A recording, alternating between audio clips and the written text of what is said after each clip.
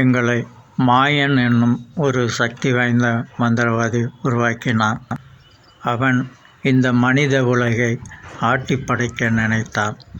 அதற்காக பூமிக்கு அடியில் ஒரு கண்ணாடி நாட்டையே உருவாக்கி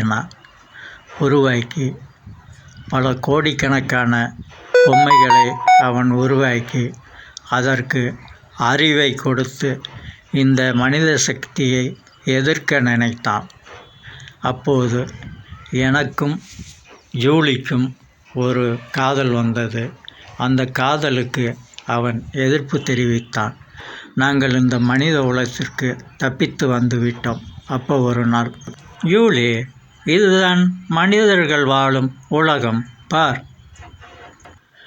ரொம்ப அழகா இருக்கு சொக்கலால். நம்ம கிட்ட இந்த மனிதர்கள் பேசுவாங்களா சொக்கலால்? சொல்லு. ஜூலி, நம்ம பொம்மைங்க. அவங்களுக்கு பொம்மைங்க பேசுறது ஆச்சரியமாக இருக்கும். நம்ம போய் அவங்கக்கிட்ட பேசி பார்த்தா தான் நம்மக்கிட்ட அவங்க அன்பாக பேசுகிறாங்களா இல்லை கோபமாக பேசுகிறாங்களான்னு தெரியும்.